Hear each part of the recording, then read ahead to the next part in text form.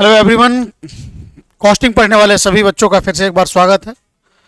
Hindi medium में अभी costing चल रहा है हमारा, यानी कि लागत लेखांकन की पढ़ाई चल रही है। चैप्टर नंबर 2 बहुत ही बेसिक चैप्टर है, लेकिन ये चैप्टर इतना बेसिक है तो उतना ही ज़्यादा ये बेस भी है हमारे लिए, क्योंकि पूरा कॉस्टिंग इसी चैप्टर पर डिपेंड करेगा। ये वही चैप्टर है जो हमें बता रहा है कि कॉस्ट कितने प्रकार का होता है या एक्सपेंस कितने प्रकार का होता है। जैसे कि हमने डायरेक्ट मटेरियल, डायरेक्ट लेबर है कि नहीं, ओवरहेड्स वगैरह के बारे में हम लोगों ने इसमें बात किया हुआ है। Semi variable cost, fixed cost, बहुत सारी तरह के कॉस्ट के बारे में हमने बात किया हुआ है। उसके अलावे भी कॉस्ट के और भी बहुत सारे प्रकार होते हैं जिनके बारे में जानना हमारे लिए बहुत ज़रूरी है, क्योंकि हमें अगर आगे चलकर कॉस्टिंग करना है तो ये जानना हमारे लिए बहुत ज़रूरी है। तो आज जो हम बात करने वाले हैं क्लासिफिकेशन ऑफ कॉस्ट में, जब हम ये क्लासिफिकेशन ऑफ कॉस्ट हमें कहाँ मदद करेगा, तो ये तब मदद करेगा जब हम कॉस्ट शीट तैयार करेंगे या किसी भी प्रोडक्ट का बनाने में कितना खर्च आया और उस प्रोडक्ट को बेचकर हमें कितना प्रॉफिट आ रहा है, पर यूनिट प्रॉफिट या टोटल प्रॉफिट, उसके बारे में हम इससे पता कर पाएंगे। तो वही हम क्लासिफिकेशन ऑफ कॉस्ट के बारे में यहाँ पे बात करें तो वही कह रहा है कि किसी निर्माणी संस्था, मैंने बोला ही था कि पूरा का पूरा कॉस्ट अकाउंटिंग जो है किसके लिए है, मैन्युफैक्चरिंग एंटिटी के लिए है। तो वही निर्माणी संस्था मतलब मैन्युफैक्चरिंग यूनिट के बारे में बात करें कि कुल लागत के कई अंग होते हैं। मतलब हम टोटल जो कॉस्ट निकालते हैं वो कॉस्ट ऐसा नहीं कि सिर्फ एक कॉस्ट कह दिया और कहानी खत्म, नहीं। उस कॉस्ट के बहुत अलग अलग प्रकार होते हैं जो उत्पादन क्रिया के विकास के साथ भिन्न भिन्न नामों से पुकारे जाते हैं। मतलब अलग अलग प्रकार के जो उत्पादन क्रियाएं की जाती है, अलग अलग प्रोसेस जो की जाती है, उन प्रोसेस के अकॉर्डिंग उनके अलग अलग नाम होते हैं उन सारे कॉस्ट के। ठीक है ना। तो कुल लागत में लाभ जोड़ने से जो मूल्य प्राप्त होता है, अब आपको ही पता है कि कॉस्ट में यदि हम क्या करते हैं, प्रॉफिट ऐड करते हैं तो हमारा क्या बन जाता है, सेल प्राइस, जिसको हम क्या कहते हैं, विक्रय मूल्य कहते हैं, कि नहीं है। तो वही कह रहा है किसी वस्तु के मूल्य को निम्नलिखित भागों में विभाजित किया जाता है। तो देखिए, अब यहां पे हम वस्तु के मूल्य पे जब जाएंगे तो वस्तु के मूल्य पे जाने से पहले हमें कहां चलना पड़ेगा, कुल लागत पे, है ना। क्योंकि कुल लागत में हम क्या करेंगे, लाभ को जोड़ेंगे, तभी हमारा विक्रय मूल्य निकल पाएगा, जिसके बारे में हम बात करने वाले हैं। अब यहाँ पे कुल मूल्य का, जैसे कि कल हमने बात किया हुआ था कि जो भी डायरेक्ट एक्सपेंसेस है उनको ऐड करने पे जो आता है उसको हम क्या कहते हैं, उसको हम प्राइम कॉस्ट के नाम से जानते हैं। तो सबसे पहला आता है प्राइम कॉस्ट। तो मैंने कल भी इसके बारे में बताया था, आज भी मैं आपको बता दूं कि डायरेक्ट सामग्री मतलब direct materials, direct labour and direct expense जो भी होंगे उनके टोटल जब हम करते हैं, एग्रीगेट करते हैं, तो उसको हम क्या कहते हैं, प्राइम कॉस्ट। तो वही कह रहा है prime cost is equal to opening stock of raw material. ये ध्यान रखिएगा, हम चूंकि किसके बारे में बात कर रहे हैं, हम मैन्युफैक्चरिंग एंटिटी के बारे में बात कर रहे हैं। एक मिनट,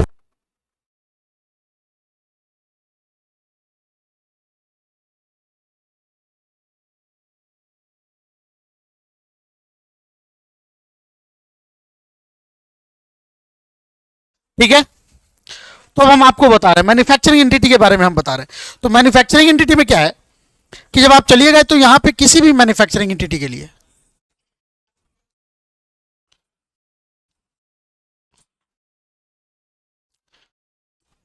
जब हम बात करेंगे किस चीज के बारे में,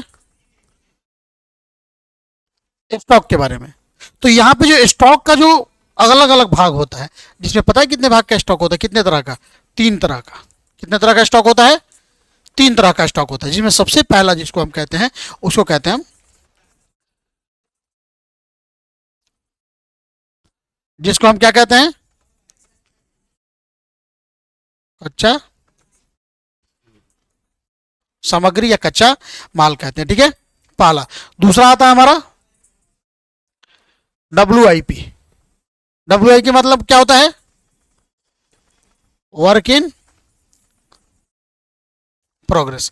मतलब ये जो कच्चा सामग्री है, जब हम इस पे काम करना स्टार्ट कर देते हैं लेकिन ये अभी पूरा फाइनल बन के नहीं निकला है, तो क्या बन जाता है हमारा WIP। जैसे हम कल आपको बताया हुआ था कि अगर आटे से हमें रोटी तैयार करना है तो हमें क्या करना है, जो कच्चा सिर्फ आटा रहेगा वो क्या होगा, हमारा रॉ मटेरियल होगा। लेकिन जब उस आटे को हम उसमें पानी डालकर हम उसको गूंथ देते हैं तो क्या बन जाता है हमारा WIP, क्योंकि अभी ये रोटी नहीं बना है, फाइनल प्रोडक्ट से पहले का जो आइटम होता है। और WI के बाद आता है हमारा क्या आता है, जिसको हम फिनिश्ड गुड्स या स्टॉक के नाम से हम जानते हैं। समझ में आया। तो वही चीज यहां पे कह रहे हैं। तो वहीं पे यहाँ पे कह रहा है कि जब भी हम प्राइम कॉस्ट लाएंगे ना, तो प्राइम कॉस्ट में हम कभी भी इन लोगों को शामिल नहीं करेंगे। ये जो प्राइम कॉस्ट की जब हम बात करेंगे तो ये वाला जो पोर्शन होता है, ये वाला किस में ऐड होता है? Prime cost. इसको भी हम डालेंगे, लेकिन इसको कब? तो जब हम कॉस्ट ऑफ गुड सोल्ड जब हम निकालेंगे, कहां? तो वहां पे हमारा यूज होगा। कहां यूज होगा? जब हम कॉस्ट ऑफ गुड सोल्ड। तो खैर धीरे धीरे हम बताते जाएंगे, आपको इसको समझाते जाएंगे। तो सबसे पहले इसमें हमने क्या किया? Opening stock of raw material, पहले से मेरे पास कितना था, plus purchase of only raw material, याद रखिएगा, प्लस कैरेज ऑन परचेज, मतलब जो भी डायरेक्ट एक्सपेंसेस है, क्योंकि जो भी परचेज पे हमारा खर्च लगता है वो डायरेक्ट होता है ना। फिर उसके बाद क्लोजिंग स्टॉक और रॉ मटेरियल को हम क्या करते हैं? लेस करते हैं। इसमें क्या करते हैं? इसको हम लेस कर देते हैं, ठीक है ना। तो इससे आता है हमारा मटेरियल कंज्यूम्ड, मतलब इस साल टोटल हमने मटेरियल का यूज कितना करा है, ये समझ में आया? कहने मतलब मेरे पास पहले से क्या था? 2 किलो आटा था, सोचिएगा। फिर हमने क्या किया? 20 किलो आटा परचेज करा। कितना आटा हो गया हमारे पास? 22 किलो, ठीक है ना। फिर या 2 रुपए का आटा था, फिर हमने 20 रुपए का आटा खरीदा, टोटल कितने का आटा हो गया? 22 रुपए का। फिर उस 20 रुपए के आटा को लाने में मान के चलिए 3 रुपया खर्च हो गया, तो यानी कि हमारा आटे का खर्च कितना हो गया? अब हमारे पास 25 रुपए का, हम यही मानेंगे कि हमारे आटा में खर्च हो गया 25 रुपया। और उसके बाद क्या हो गया? लास्ट में जो था हमारे पास 5 किलो आटा बच गया। इसका मतलब हम कितना आटा खर्च कर चुके हैं? 20 किलो आटा, 20 रुपए का आटा खर्च कर चुके हैं। तो वही यहाँ पे हो गया मटेरियल कंज्यूम्ड। कितने रुपए का मटेरियल कंज्यूम्ड, तो ये यहाँ पे हो जाएगा। अब इसमें हम क्या करेंगे? Direct wages and direct expenses में हम क्या कर देंगे? ऐड कर देंगे। तो वही हमारा क्या बन जाएगा? Prime cost. तो प्राइम कॉस्ट कैसे निकलेगा, इतना पता हो गया। अब ये पूरे कॉस्टिंग में आपको जानना है, पूरे कॉस्टिंग में इसको पढ़ते रहना अपने को, ये प्राइम कॉस्ट, तो कभी भूलिएगा इसको मत। अब अगला कॉन्सेप्ट आता है, प्राइम कॉस्ट के बाद आता है आपको पास फैक्ट्री कॉस्ट आता है, या जिसको वर्क कॉस्ट के नाम से हम जानते हैं, फैक्ट्री कॉस्ट या वर्क कॉस्ट, जिसको कारखाना लागत कहते हैं। तो इसमें क्या होता है कि कारखाना संबंधित जितने भी खर्चे आते हैं, और प्लस जो WIP, स्टॉक को मैंने 3 भागों में बांटा था। सबसे पहले क्या था? हमारा रॉ मटेरियल था, उसके बाद क्या था? WIP था। तो वही, तो जो WIP वाला होता है उसी का, जैसे वहां पे ओपनिंग को हमने ऐड करा था और क्लोजिंग को घटाया था ना, ठीक वैसे ही यहाँ पे जब हम फैक्ट्री कॉस्ट निकालने जाएंगे तो हम प्राइम कॉस्ट में जितने भी फैक्ट्री रिलेटेड एक्सपेंसेस होंगे, तो जैसे indirect material, indirect labour, factory overhead, और उसमें क्या करेंगे? प्लस माइनस कर देंगे क्या? हमारा ओपनिंग वर्क इन प्रोग्रेस, जो पहले से हमारे पास कुछ ऐसे होंगे जो पड़े होंगे वर्क इन प्रोग्रेस, उसको ऐड कर देंगे, और lace work in progress closing, इसको लेस कर देंगे। और इसमें एक चीज और लेस करेंगे, सेल ऑफ स्क्रैप। मतलब होता है ना, कुछ कुछ चीजें उसमें खराब हो जाती हैं, तो उसको क्या कर दिया जाता है? अब जैसे आटा में था, कुछ गीला हो गया तो उसको हम हटा देंगे, है कि नहीं? या रोटी बनाते समय कुछ कुछ नहीं गिर जाता है, तो उसको हमने हटा दिया। तो उसको हटाने से वो जो बिकता है ना बड़े बड़े फैक्ट्रीज में, मान के चलिए मैं लोहे का कोई आइटम बना रहा हूँ, तो बहुत सारा लोहा छोटा छोटा टुकड़ा बच जाता है, तो उसको हम रखते थोड़े ना, उसको हम बेच देते हैं स्क्रैप के रूप में। तो जो आपने स्क्रैप में बेचा है उसको हम क्या कर देते हैं? लेस कर देते हैं। और इसके बाद जो हमारे पास आता है that is called work cost. तो 2 कॉस्ट हमें पता चला, ये ध्यान रखिएगा। कहां से हम चल रहे हैं? Prime cost. प्राइम कॉस्ट हम कहां पहुंच गए हैं? Work cost. तो वर्क कॉस्ट पे पहुंचने के लिए हमने क्या किया है? जितने भी फैक्ट्री ओवरहेड्स हैं, है कि नहीं, उनको हमने क्या कर दिया, लेकिन इनडायरेक्ट, क्योंकि डायरेक्ट होता तो कहां जाता? वो प्राइम कॉस्ट में जाता। तो इनडायरेक्ट फैक्ट्री से रिलेटेड सारे खर्चों के हमने क्या कर दिया? इसमें शामिल कर दिया। वही यहां पे कह रहा है कि मूल लागत में कारखाने के व्यय, समस्त कारखाना व्यय, प्रत्यक्ष सामग्री, प्रत्यक्ष श्रम का योग करने से जो राशि प्राप्त होती है उसे हम क्या कहते हैं? कारखाना लागत कहते हैं। समझ में आया? तो अब हम आ गए वर्क कॉस्ट पे या फैक्ट्री कॉस्ट पे। तो वर्क कॉस्ट या फैक्ट्री कॉस्ट कैसे निकाला जाता है बता सकते हैं? प्राइम कॉस्ट में हम क्या करते हैं? यही प्लस माइनस करते हैं। अब हमारा हो गया, तो हमको ये चीज हमको पता लग गया कि इसको हम किस काम के लिए करते हैं? फैक्ट्री कॉस्ट या वर्क कॉस्ट के कैलकुलेशन के लिए हम इसको करते हैं। किस चीज का यूज करते हैं? WIP का यूज करते हैं, वर्क इन प्रोग्रेस। इतना है। अब इसके बाद जो आता है हमारा आता है कॉस्ट ऑफ प्रोडक्शन। उसके बाद क्या आता है? कॉस्ट ऑफ प्रोडक्शन, ठीक है ना। तो कॉस्ट ऑफ प्रोडक्शन या इसको हम ऑफिस कॉस्ट भी कहते हैं। कॉस्ट ऑफ प्रोडक्शन को क्या कहते हैं हम? ऑफिस कॉस्ट भी कहते हैं। तो ये कैसे निकलता है? तो हमारे पास क्या था? सबसे पहले प्राइम कॉस्ट निकाला, प्राइम कॉस्ट के बाद हमने क्या निकाला? फैक्ट्री कॉस्ट निकाला, और फैक्ट्री कॉस्ट में हम क्या कर देते हैं, जो भी फैक्ट्री कॉस्ट आता है उसमें से हम क्या कर देते हैं, जो भी ऑफिस एंड एडमिनिस्ट्रेटिव एक्सपेंसेस आता है, तो ऑफिस एक्सपेंस क्या हो गया, जैसे स्टाफ की सैलरी है कि नहीं है, उसके बाद क्या हो गया, जैसे रेंट हो गया, इलेक्ट्रिसिटी हो गया, वाटर हो गया, ये सारी चीजें हम क्या कर देते हैं इसमें, उन सारे खर्चों को फैक्ट्री ऑफिस ओवरहेड्स को, जो ऑफिस से रिलेटेड खर्चे होते हैं उनको हम क्या कर देते हैं, ऐड कर देते हैं, तो हमारा क्या बन जाता है, कॉस्ट ऑफ प्रोडक्शन। और कॉस्ट ऑफ प्रोडक्शन से कॉस्ट ऑफ गुड्स सोल्ड निकालने के लिए हम क्या प्लस माइनस करते हैं, फिनिश्ड गुड्स को, तो फिनिश्ड गुड्स के ओपनिंग को हम ऐड करते हैं और क्लोजिंग को हम क्या कर देते हैं, माइनस। वही चीज ना मैंने यहां पे अभी आपको बोला था कि फिनिश्ड गुड्स को हम किस चीज के लिए निकालने के लिए, तो भाई रॉ मटेरियल किसको निकालने के लिए, प्राइम कॉस्ट को, डब्ल्यूआईपी किसको निकालने के लिए, फैक्ट्री कॉस्ट या वर्क कॉस्ट को, और फिनिश्ड गुड्स किसको निकालने के लिए, कॉस्ट ऑफ गुड्स सोल्ड को। और इन सब में एक चीज आपने देखा होगा,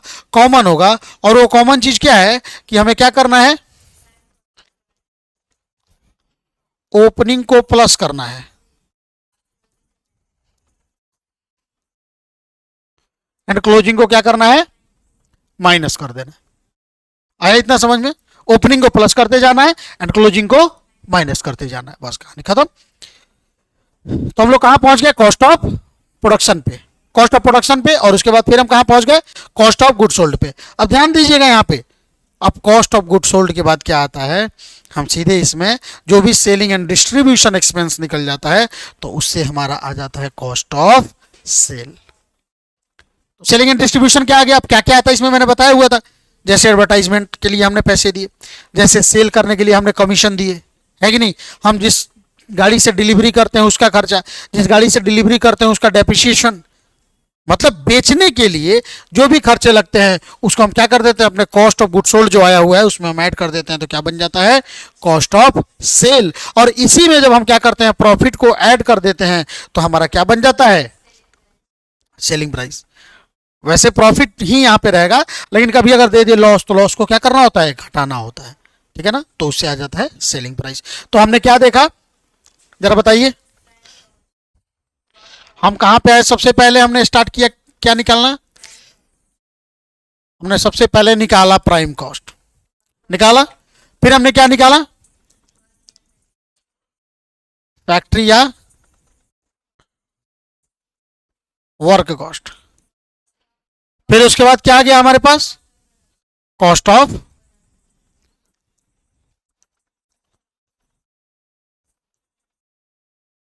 फिर उसके बाद क्या आ गया हमारे पास, cost of goods sold. Very good,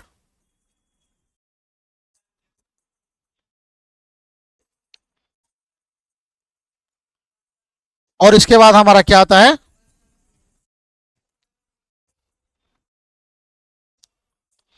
और इसके बाद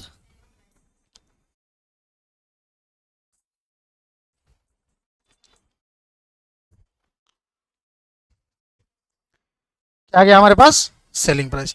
बताइए इससे ज्यादा कुछ, तो इतना हमने बताया आपको, बताइए कहीं दिक्कत, प्राइम कॉस्ट, डायरेक्ट मटेरियल और प्लस डब्ल्यूआईपी, डायरेक्ट मटेरियल हो गया, डायरेक्ट लेबर हो गया, डायरेक्ट ओवरहेड हो गया। उसके बाद आ गया फैक्ट्री कॉस्ट, कैसे निकलेंगे इसमें, तो जो भी फैक्ट्री रिलेटेड ऐड कर देंगे, ठीक है, और प्लस उसमें डब्ल्यूआईपी और प्लस स्क्रैप को भी।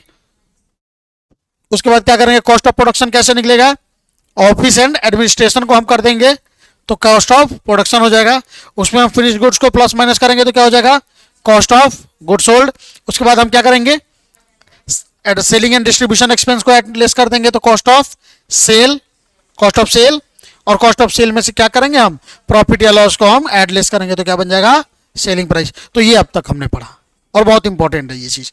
अगला हमारा टॉपिक आता है क्या, अब वही चीज यहां पे है।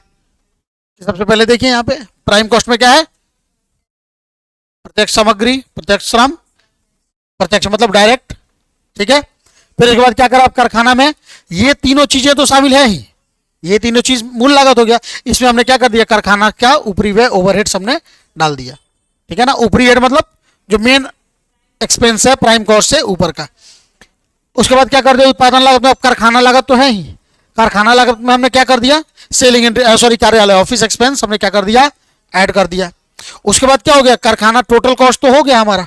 अब इसमें टोटल कॉस्ट कैसे आएगा, तो उत्पादन लागत जो भी हमने ऊपर लाया था उसमें हमने क्या कर दिया, बिक्री एवं वितरण व्यय, मतलब उससे पहले हमारा एक कॉस्ट ऑफ गुड सोल्ड आया था जिसमें हमने क्या किया था, फिनिश्ड गुड्स को प्लस माइनस किया था, और उसके बाद हमने क्या कर दिया, सेलिंग एंड डिस्ट्रीब्यूशन निकाल दिया, कुल लागत, उसमें लाभ ऐड करके हम क्या कर देंगे, सेलिंग प्राइस निकाल देंगे। बताइए, ये चीज हो गया, डायग्राम भी आपको समझ में आ गया। अब देखिए उसी चीज को कॉस्ट शीट के अब सबको जोड़ के यहाँ पे दे रखा है। देखिए यहाँ पे total cost, cost per unit, cost per unit पता है क्या होता है, जैसे मान के चलिए टोटल कॉस्ट हो गया, मान के चलिए हम कितना बना रहे हैं, यूनिट का नंबर है 1000, मतलब 1000 प्रोडक्ट को बना रहे हैं। 1000 प्रोडक्ट को बनाने में जो खर्चे आ रहे हैं इसमें आएगा, और जितना जैसे ये मान के चलिए यहाँ पे एक एग्जांपल ले रहा हूँ, ओपनिंग ये सारा ऐड करने के बाद यहाँ पे मान के चलिए कितना आया, 1 लाख, तो यहाँ पर यूनिट कितना हो जाएगा, 1 लाख डिवाइडेड बाई 1000, मतलब सॉरी क्या हो जाएगा, total cost divide by total unit, तो वही क्या हो जाता है, कॉस्ट पर यूनिट। अब समझ में, तो अगर हमारा 1 लाख कॉस्ट है और 1000 ये है तो कितना हो जाएगा, ये 100। तो समझ में आ गया होगा, इसी चीज को है, तो वही चीज फिर वही दोहराया गया है, क्योंकि material consume direct prime cost आया, प्राइम कॉस्ट में हमने क्या किया, फैक्ट्री ओवरहेड्स वगैरह हमने डाला, तो यहाँ पे क्या आ गया हमारे पास, सारा का सारा यही है, फैक्ट्री ओवरहेड्स वगैरह दिया हुआ है, तो हमारे पास वर्क या फैक्ट्री कॉस्ट आ गया। इसको पढ़ लीजिएगा एक बार प्लीज, इससे क्या होता है कि अपने पास एक आइडिया लग जाता है कि क्या क्या चीज़ें फैक्ट्री कॉस्ट में ऐड होता है ना। फिर उसके बाद ऑफिस एडमिनिस्ट्रेशन में यही चीज़ देखिए ना, सैलरी हो गया, एस्टेब्लिशमेंट एक्सपेंस, मतलब ऑफिस को बनाने में कितना खर्च लगा, postage, Telegram, telephone expense, legal fees, मतलब वकील वगैरह को दिया जा रहा है या कोई भी कानूनी कार्यवाही के लिए, auditor fees, director fees, bank charge, ये सारे ऑफिस के खर्चे हैं, तो इनको हम क्या कर दिया जाता है, cost of production. Cost of production में हमने फिनिश गुड्स को प्लस माइनस किया तो कॉस्ट ऑफ गुड सोल्ड, और कॉस्ट ऑफ गुड सोल्ड के बाद हमने सेलिंग एंड डिस्ट्रीब्यूशन में, जैसे देखिए यहाँ पे एडवर्टाइजमेंट हो गया, बैड डेप्ट हो गया, क्योंकि बैड डेप्ट इसलिए इसमें लिखा जाता है क्योंकि हम बेचते हैं ना सामान, तो उधार किसी को बेचते हैं तो उसने हमें पैसा नहीं दिया, तो कस्टमर से ही तो रिलेटेड है, तो कस्टमर रिलेटेड जितने भी आइटम होते हैं एडवर्टाइजमेंट रिलेटेड, वो सारे के सारे सेलिंग एंड डिस्ट्रीब्यूशन में जाते हैं। तो वही है शोरूम एक्सपेंस, ट्रेवलर एक्सपेंस, तो ये सारा का सारा हमारा चला जाएगा कहाँ पे, कॉस्ट ऑफ सेल। उसमें हम क्या करेंगे, प्रॉफिट को हम ऐड कर देंगे तो हमारा बन जाएगा सेलिंग प्राइस। बताइए, आया समझ में। तो ये चीजें हमने आपको आज बताया।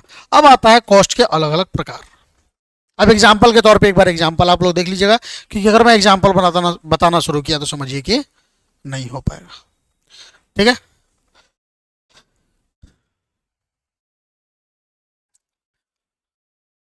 कुछ चीजें हैं जो कॉस्ट अकाउंट्स में ऐड नहीं किए जाते हैं, वो ये सारी की सारी चीजें हैं, ठीक है ना, जिनको हम जब कॉस्ट अकाउंट हम जब बनाते हैं, जैसे कि हम प्राइम कॉस्ट निकालें, चाहे फैक्ट्री कॉस्ट निकालें, चाहे कॉस्ट ऑफ प्रोडक्शन निकालें, चाहे कॉस्ट ऑफ गुड सोल्ड निकालें, चाहे कॉस्ट ऑफ सेल निकालें, उसमें इन सब चीज़ों को ऐड नहीं किया जाता है। वो सब क्या है, interest on capital, income tax, ठीक है ना, कैपिटल को मतलब इकट्ठा करने में, जैसे कि इशू ऑफ शेयर करने में या इशू ऑफ डिवेंचर करने में या लोन लेने में, जो भी ब्रोकरेज वगैरह या कोई भी खर्चे लगता है वो सब।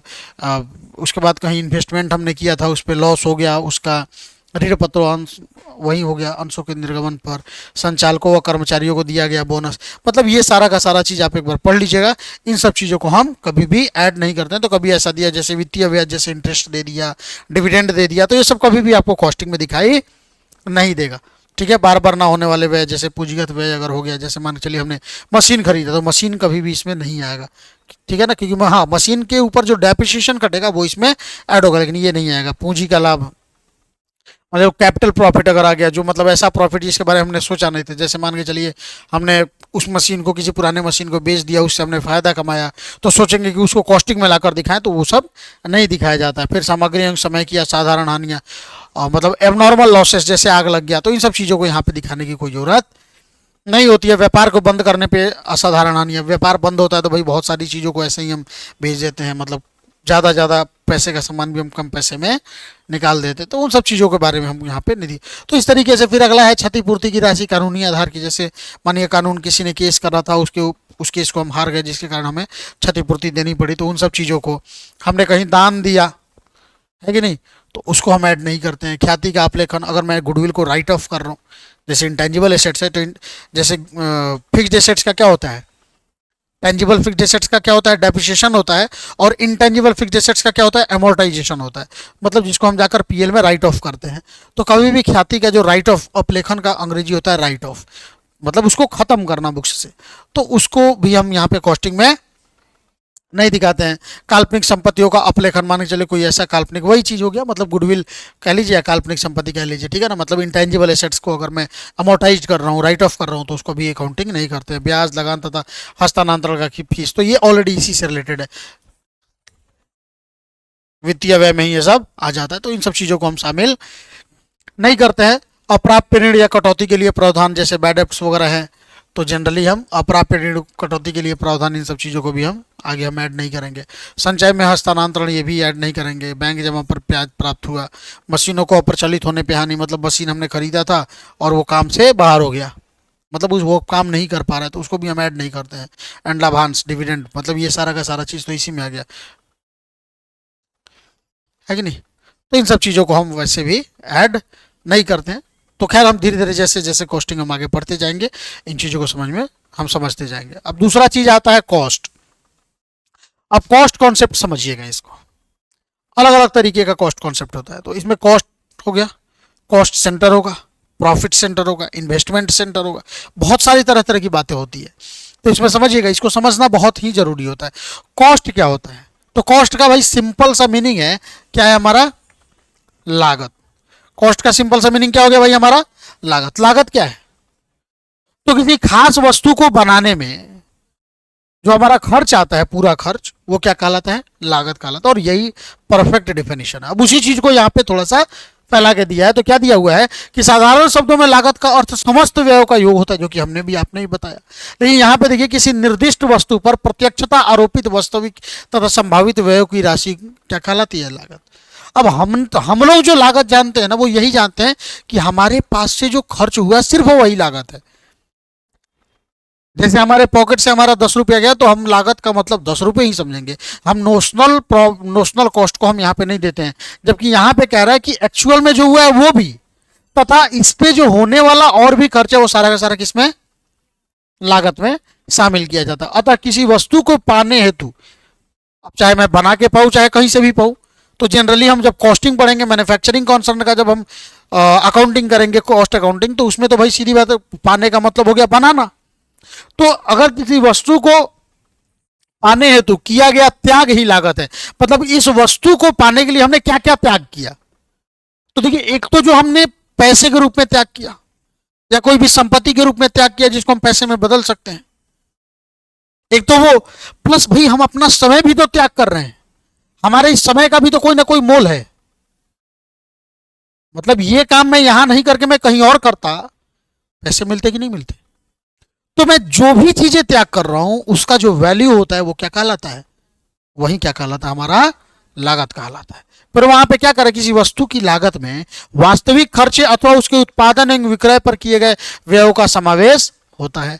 लागत एक बहुआयामी शब्द है, अतः इस शब्द को जिस अर्थ में प्रयोग किया जा रहा है वह संदर्भ स्पष्ट होना चाहिए। मूल लागत, कारखाना लागत, उत्पादन लागत इसके उदाहरण है। तो ये हो गया। अब वही हो गया, मैंने बोला ना कि जिन चीजों को हम पैसे में कन्वर्ट कर सकते हैं, तो वही यहाँ पे इन्होंने, एंथोनी ने एंड वेल्स ने इसके बारे में कहा है कि किसी उद्देश्य हेतु प्रयुक्त साधनों का मौद्रिक माप लागत कहलाता है। बात वही है कि किसी वस्तु को पाने के लिए जो भी हमने त्याग किया है, उस त्याग का जो मॉनेटरी वैल्यू है, उस त्याग को यदि हम मौद्रिक माप करें, मतलब मुद्रा में अगर मापे, हमने जो जो चीजों को त्याग करा है उसको हम मुद्रा में मापेंगे, और जो वैल्यू आएगा वही हमारा क्या कहलाएगा, लागत कहलाएगा। ठीक है, तो पहला ये। दूसरा होता है हमारा क्या, दूसरा जो पॉइंट है ये कहता है हमारा लागत केंद्र, कॉस्ट सेंटर। कॉस्ट सेंटर एक व्यक्ति भी हो सकता है, एक वस्तु भी हो सकता है, तो कॉस्ट एक डिपार्टमेंट भी हो सकता है। कॉस्ट सेंटर का मतलब क्या हो गया, यानी कि वो पॉइंट, वो चीज जिसको हम बनाने में खर्च करते हैं, जिसके इंप्रूवमेंट में, जिसको आगे बढ़ाने में हम खर्च करते हैं, वो क्या हो जाता है हमारा कॉस्ट सेंटर। तो यदि मैं अपने ऊपर पढ़ाई में खर्च कर रहा हूं, ट्रेनिंग में खर्च कर रहा हूं, तो जो भी खर्चे हो रहे हैं वो उन खर्चों का जो सेंटर पॉइंट है वो कौन है? मैं हूं। मैं इस कंप्यूटर पे अगर कुछ खर्च कर रहा हूं, उस कंप्यूटर की इंप्रूवमेंट के लिए खर्च कर रहा हूं, तो जो खर्च मैं इस कंप्यूटर पे कर रहा हूं उसका सेंटर कौन पॉइंट है? ये कंप्यूटर। तो वही कॉस्ट सेंटर के बारे में कह रहा है कि लागत केंद्र किसी गतिविधि अथवा क्षेत्र व उत्तरदायित्व का सबसे छोटा भाग है जिसके संदर्भ में लागतें एकत्रित की जाती हैं। अब जो भी कंप्यूटर पे मैं खर्च कर रहा हूं, है कि नहीं, लेकिन लागत सेंटर का एक सबसे मुख्य विशेषता यह है कि इसमें सिर्फ लागतों को देखा जाता है। जैसे मैं यहां पे पढ़ा रहा हूं, या किसी डिपार्टमेंट में, एक फाइनेंस डिपार्टमेंट है, एक कंपनी है, हमारे पास एक फाइनेंस डिपार्टमेंट है। फाइनेंस मतलब वो वित्त के बारे में लेन देन देखते हैं। लेकिन वित्त के बारे में लेन देन देखते हैं तो भाई उसको करने के लिए बहुत सारे खर्चे लगते हैं, उस डिपार्टमेंट को चलाने के लिए। उसमें समय समय पे भाई एम्प्लॉई को सैलरी देना, डिपार्टमेंट को चलाने के लिए कंप्यूटर का खर्च, इलेक्ट्रिसिटी का खर्च, चाय पानी का खर्च, साफ सफाई का खर्च होता है कि नहीं होता है? तो वो जितने सारे खर्चों का मैंने नाम बताया उस सबका कॉस्ट सेंटर क्या हो गया? वो फाइनेंस डिपार्टमेंट। लेकिन कॉस्ट सेंटर को पहचानने का एक सबसे सिंपल तरीका है कि इससे प्रॉफिट का आशा नहीं किया जाता। क्या फाइनेंस डिपार्टमेंट प्रॉफिट कमा के देता है? वो प्रॉफिट कमाने में मदद करता है। प्रॉफिट कौन देता है? Cell department. वो सेल करता है और प्रॉफिट होता है। तो सेल डिपार्टमेंट जो होगा एक ऐसा डिपार्टमेंट होगा जिसको कॉस्ट के बारे में भी होगा और रिवेन्यू के बारे में भी बात करेगा। लेकिन ये जो डिपार्टमेंट है जिन पे सिर्फ और सिर्फ खर्च के बारे में बात करेगा, वो कौन सा डिपार्टमेंट होता है? कॉस्ट सेंटर हो गया। ठीक है ना? तो वही यहां पे कह रहा है कि उत्तरदायित्व का सबसे छोटा भाग है जिससे संदर्भ में लागतें एकत्रित की जाती है। सामान्यतः विभाग लागत केंद्र होते हैं। कोई भी विभाग जो होता है, चाहे फाइनेंस डिपार्टमेंट हो गया, चाहे एचआर डिपार्टमेंट हो गया, ये सारे के सारे क्या होते हैं? तो इसीलिए कहा गया है कि ये लोग क्या होते हैं? लागत केंद्र होते हैं। लेकिन कुछ मामलों में एक ही विभाग में अनेक लागत केंद्र हो सकते हैं। जैसे अलग अलग, अब फाइनेंस डिपार्टमेंट में ही अलग अलग तरह के मैं खर्च कर रहा हूं, तो अलग अलग हो सकते हैं। ये लागत केंद्र विभाग अथवा किसी संगठन के उप विभाग हो सकते हैं। अब फाइनेंस डिपार्टमेंट में हम 3 तरह के अलग अलग डिपार्टमेंट है कि नहीं, कि भाई फाइनेंस डिपार्टमेंट ये सिर्फ डेटर देखेंगे, ये सिर्फ क्रेडिटर देखेंगे, ये सिर्फ कैश देखेंगे। तो 3 डिपार्टमेंट हो गया। अब तीनों को हम चलाने के लिए खर्च कर रहे हैं, तो ये तीनों डिपार्टमेंट क्या है? फाइनेंस डिपार्टमेंट के अंतर्गत ही आएंगे। तो फाइनेंस डिपार्टमेंट के अंतर्गत आने वाले ये उप विभाग होते हैं जिनके संदर्भ में लागतें निर्धारण एवं नियंत्रण हेतु एकत्रित की जाती है। ठीक है, तो कॉस्ट सेंटर क्या होगा, इतना समझ में आया आपको? तो उसी चीज के बारे में फिर आगे वो दिया रहेगा कि लागत निर्धारण तथा नियंत्रण हेतु उपयुक्त। अब देखिए, लागत हम क्यों देखते हैं? कॉस्ट सेंटर क्यों उसके बारे में निर्धारित करते हैं? ताकि हम आगे चल के उस पर कंट्रोल कर सके। अगर कुछ ऐसे खर्चे कर रहे हैं जिनका कोई मोल नहीं है, जिनका कोई महत्व नहीं है, जिनसे हमें कोई फायदा नहीं है, जिनको हटा के भी हम अपने बिजनेस को उसी प्रकार से चला सकते हैं बिना क्वालिटी में कॉम्प्रोमाइज किए, तो मैं क्यों उन खर्चों को करूंगा? तो उन खर्चों को हटाना पड़ेगा ना। तो लेकिन ये हमारे पास रिकॉर्ड होगा तभी तो हटा पाएंगे, तभी तो जानकारी होगी। तो वही यहाँ पे कह रहा है, लागत निर्धारण तथा नियंत्रण हेतु उपयुक्त केंद्र का निर्धारण बहुत महत्वपूर्ण होता है। एक लागत केंद्र का प्रबंधक अपने लागत केंद्र की लागत नियंत्रण हेतु उत्तरदायी ठहराया जाता है। तो फाइनेंस डिपार्टमेंट का जो फाइनेंस मैनेजर होगा वो सारा का सारा क्या होगा? रिस्पॉन्सिबल होगा कि भाई फाइनेंस डिपार्टमेंट में इतने खर्चे क्यों हो रहे हैं। तो फाइनेंस मैनेजर जो चाहेगा कि हमारे डिपार्टमेंट में कम से कम खर्चे हों और ज्यादा से ज्यादा सहायता प्रदान करे ये अपने डिपार्टमेंट को, अपने बिजनेस ऑर्गेनाइजेशन को चलाने में, वही होगा ना। तो यहाँ पे कह रहा है, इससे ऐसी समस्त लागतों को एक ही स्थान पर एकत्र होना संभव हो पाता है जिनके बारे में अवशोषण का समान आधार अपनाया जाता है। ठीक है, अब देखिएगा, लागत केंद्र उत्पाद केंद्र अथवा सेवा केंद्र हो सकता है। मतलब उत्पाद केंद्र, अब जैसे प्रोडक्शन जहां पे हो रहा है, तो प्रोडक्शन क्या वो बेचने वाला है क्या? मैंने बोला लागत केंद्र क्या होता है? जो बेचता नहीं है, वो या तो बनाता है और जो बेचने में या उस डिपार्टमेंट को चलाने में मदद करता है। तो एक तो भाई जो डिपार्टमेंट जहां पे बन रहा है वो, और प्लस सेवा केंद्र। तो फाइनेंस डिपार्टमेंट क्या है हमारा? सेवा केंद्र। वो सेवा ही तो देता है। वो क्या गुड्स देता है क्या? लेन देन नहीं करता है, तो वो सेवा केंद्र हो सकता है। उत्पाद केंद्र का ऐसे केंद्र से बोध होता है जिनसे माध्यम से होकर कोई उत्पाद गुजरता है तो सामान्यतः एक उत्पाद विभाग से संबंधित होता है। मतलब उत्पाद के अंदर क्या हो गया, जहां से क्या होता है कि रॉ मटेरियल आता है और उसके रूप में कुछ ना कुछ बदलाव करके उसको क्वालिटी में, उसके आकार में कुछ ना कुछ बदलाव करके हम उसको बाहर निकाल रहे हैं, तो उस केंद्र को नाम, कौन सा नाम देते हैं, उत्पादन केंद्र। अब मानिए यहां ये पेन लेकर आया इस केंद्र में और ठीक ऐसा ही पेन फिर बाहर लेके निकल गया, इसमें कोई चेंज नहीं हुआ, तो ये उत्पादन केंद्र नहीं हुआ। लेकिन ये पेन आया, इस पर हमने थोड़ा सा पेंटिंग वेंटिंग पैकिंग सैकिंग कर दिया, इसमें थोड़ा सा बदलाव कर दिया, इसमें कुछ नुकीला जो भी लगना था उसको हमने लगा दिया और तब गया, तो इसमें बदलाव हुआ ना। तो जिस केंद्र से होकर गुजरा ये कौन सा केंद्र कहलाएगा, लागत केंद्र, उत्पाद केंद्र कहलाएगा। मतलब इसमें हमने उत्पादन किया, मतलब इसके वैल्यू में हमने कुछ ना कुछ एडिशन किया, तो वही होता है। दूसरी ओर सेवा केंद्र एक विभाग अथवा केंद्र है जिसमें प्रत्यक्ष अथवा अप्रत्यक्ष लागतें लगाई जाती है, जिसमें प्रत्यक्ष अथवा अप्रत्यक्ष लागतें, जैसे फाइनेंस डिपार्टमेंट में मैंने बोला, लगाई जाती है, किंतु उत्पादों पर प्रत्यक्षता काम नहीं किया जाता है, ठीक है ना। अनुरक्षण विभाग तथा सामान्य कारखाना कार्यालय ऐसे केंद्रों का उदाहरण है, ठीक है ना। ये केंद्र सहायक केंद्र होते हैं जो उत्पादन विभागों की सहायता करते हैं ताकि वे उत्पादन का काम सही ढंग से कर सके। मैंने बताया ये सिर्फ हेल्प करते हैं, ठीक है ना। लागत केंद्रों की संख्या हर संगठन में भिन्न होती है, जरूरी नहीं है कि हर डिपार्टमेंट में 2 ही रहेगा, 4 ही रहेगा, 10 रहेगा, वो डिपेंड करेगा कि कितना बड़ा संगठन है, तो उस पर भिन्न भिन्न होती है। इंजीनियरिंग उद्योग में लागत केंद्र हो सकते हैं। अब इंजीनियरिंग डिपार्टमेंट अगर कोई है तो उसमें क्या क्या लागत केंद्र हो सकता है, तो वही मशीन शॉप, जहां पे मशीन का मतलब मशीन से रिलेटेड काम हो, वेल्डिंग शॉप जहां पे क्या हो रहा है, वेल्डिंग वगैरह हो रहा है, कुछ भी टूट फूट का, असेंबली शॉप जहां पे सारे लोग इकट्ठा होकर अपना जो भी असेंबलिंग, जहां पे क्या किया जाता है, सभी चीजों को इकट्ठा करके उसको जोड़ा जाता है। अनुरक्षण विभाग जो देखरेख करते हैं, और सामान्य प्रशासन विभाग जो पूरा का पूरा चलाते हैं बिजनेस को। तो ये 5 डिपार्टमेंट में ये 3 डिपार्टमेंट जो क्या हो गया हमारा उत्पाद केंद्र, क्योंकि यहाँ पे मशीन हम लेकर आते हैं, मशीन बनाते हैं, फिर मशीन को क्या करते हैं, जो भी तोड़ जोड़ करना होता है, खराब है तो उसको ठीक करते हैं, फिर असेंबली में क्या करते हैं, अलग अलग मशीनों को बनाकर एक मशीन तैयार करते हैं। तो ये 3 क्या हो गए हमारे, चूंकि इसमें बदलाव हो रहा है प्रोडक्ट में, तो इसलिए ये उत्पाद केंद्र हो जाएंगे। लेकिन ये लास्ट के जो 2 हैं ये क्या है, या क्या कोई उत्पाद में कोई अंतर कर रहे हैं, ये सेवा केंद्र है, तो वही यहाँ पे कह रहे हैं। इनमें से 3 उत्पादन विभाग है तथा 4 एवं 5 सेवा केंद्र है। आया यहां समझ में। फिर अगला क्या आता है, प्रॉफिट सेंटर। अगला क्या कहता है, प्रॉफिट सेंटर। प्रॉफिट सेंटर क्या है, तो प्रॉफिट सेंटर एक ऐसा पॉइंट है जिस पॉइंट पे हम खर्च भी करते हैं और उस पॉइंट पे हमें प्रॉफिट भी होता है। तो ये कौन सा हो गया सेंटर, सेल डिपार्टमेंट। ये कौन सा डिपार्टमेंट हो गया, सेल डिपार्टमेंट, क्योंकि सेल डिपार्टमेंट में भी लोग काम करते हैं, उनको काम करवाने के लिए उनको बहुत सारी चीजों की जरूरत होती है, उन चीजों के लिए हमें क्या करना पड़ता है, पैसे खर्च करना पड़ता है, तो कॉस्ट सेंटर हो गया।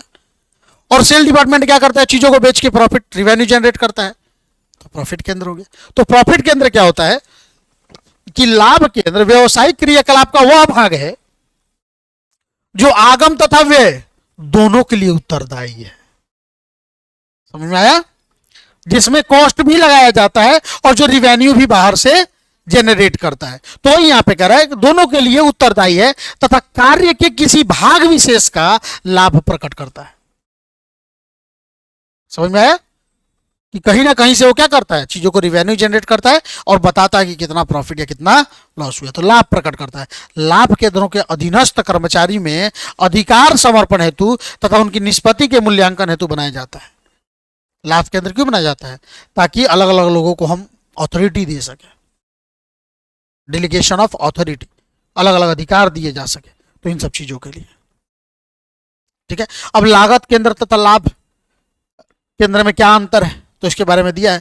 लागत केंद्र कार्य की सबसे छोटी प्रणाली होती है, बताया गया है, जिसके लिए लागतें एकत्र की जाती है, जबकि लाभ केंद्र व्यापारिक गतिविधि में उस अंग से संबंधित होता है जो आगम एवं व्यय दोनों के प्रति उत्तरदायी है। यह सिर्फ और सिर्फ व्यय के प्रति उत्तरदायी होता है। अपने डिपार्टमेंट के लागत केंद्र सिर्फ और सिर्फ व्यय के प्रति, लेकिन प्रॉफिट सेंटर या लाभ केंद्र क्या होता है, जो आय से संबंधित भी होता है एंड व्यय से संबंधित भी होता है। दूसरा आता है लागत केंद्रों की रचना लागत के लेखांकन एवं नियंत्रण की सुविधाओं को ध्यान में रखकर की जाती है। सिर्फ और सिर्फ लागत की, जबकि लाभ केंद्रों का निर्माण कार्यों में विकेंद्रीयकरण के कारण हुआ है। विकेंद्रीयकरण मतलब यहाँ पे डिलीगेशन ऑफ अथॉरिटी। लाभ केंद्र को हमने क्यों बनाया? ताकि हमने अपने अधिकारों को अलग अलग लोगों में क्या कर सके, बांट सके, ताकि अलग अलग लोग कार्य करके और फायदा कमा सके। ठीक है ना।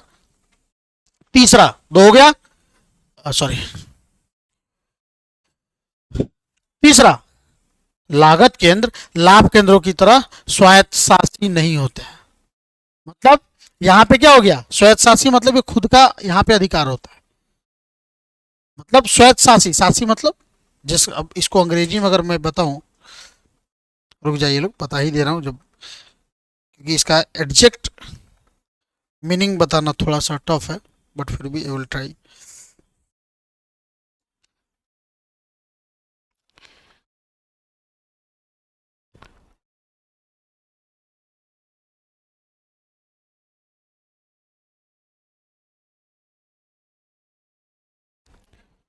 ऑटोनोमस मतलब खुद से चलने वाला, किसी के ऊपर डिपेंड नहीं रहने वाला।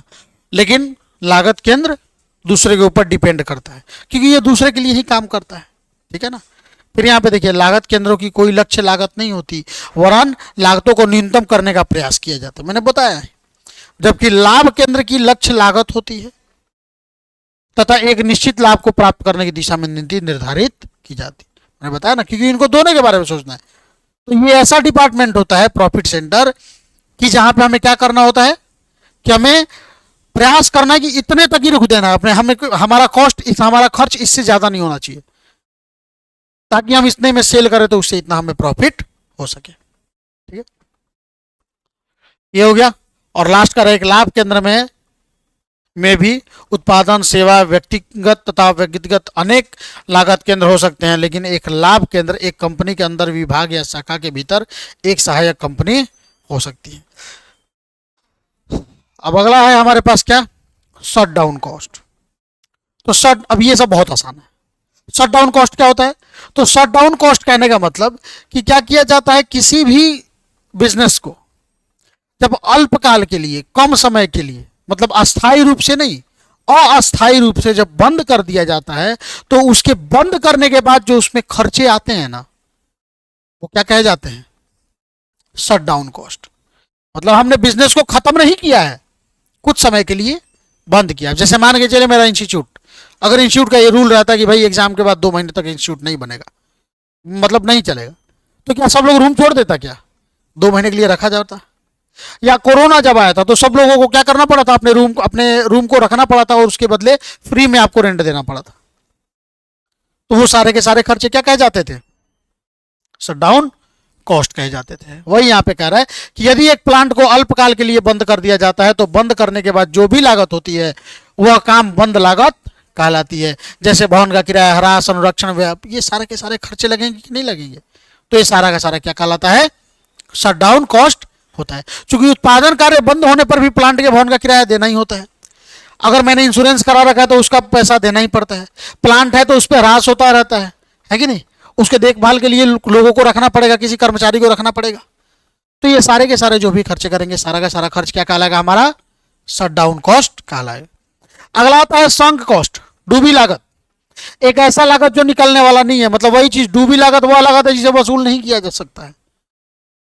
हाँ, जो मतलब हमने लागत लगा दिया लेकिन वो पैसा निकल नहीं पाया, तो वही कह रहा है। और जो प्लांट के पूर्ण अप्रचलित होने जाएगा, जैसे मान के चले मैंने एक नया मशीन लिया था, लेकिन वो मशीन आया और टेक्नोलॉजी से बाहर हो गया, मतलब उसका कोई काम नहीं है, मैंने जिस उद्देश्य से ले रखा था उसमें वो काम ही नहीं है, अब उसका दूसरा कोई काम नहीं है हमारे पास, तो हम क्या करेंगे, क्या उसका उपयोग कर पाएंगे हम, क्या उससे हमारा पैसा निकल पाएगा, नहीं कर पाएगा। तो वही उत्पन्न होती है प्रचलित प्लांट, ऑब्सोल्यूट प्लांट के अप्लिखित मूल्य में से उस प्लांट की विक्रय राशि को घटा देने वाला। जैसे मान के चलिए हम डेप्रिसिएशन कर रहे थे, हमने एक टीवी लिया, हमने सोचा ये 10 साल चलेगा, 2 लाख का टीवी है, मैंने सोचा हर साल कितना कितना चलेगा, 20-20 हजार लगेंगे खर्चे, 10 साल तक हमारे 2 लाख लगने वाले हैं, लेकिन 8 साल में ये खराब हो गया, मतलब 1,60,000 का हमने उपयोग किया, 20-20 हजार करके 40,000 हमारा निकला क्या, तो ये क्या कहलाएगा, संक कॉस्ट। ठीक है, क्योंकि 1,60,000 का तो फायदा हमने उठा लिया, लेकिन 40,000 का फायदा हम नहीं उठा पाए, तो इसलिए 40,000 जो अब हमें नहीं निकलने वाला है, हाँ मानिए इसको हमने सेकेंड हैंड बेचा, 5,000 और आ गया, तो हमारा 35,000 क्या हो गया, संक कॉस्ट हो गया। ठीक है, उसके बाद आता है हमारा अपॉर्चुनिटी कॉस्ट, अवसर लागत। इसको पता है क्या कहते हैं,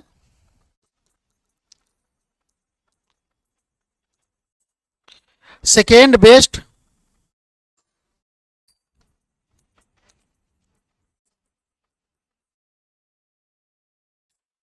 अपॉर्चुनिटी। अगर मैं यहां नहीं होता तो कहां होता। जैसे आप है, आप पढ़ाई किए, आपने जॉब के लिए अप्लाई किया, 3 अलग अलग कंपनियों से आपके पास आया, आपको मोतिहारी में आपका घर है, आपको यहाँ पे 70,000 पर मंथ के रूप में आपको सैलरी मिलना स्टार्ट हो गया।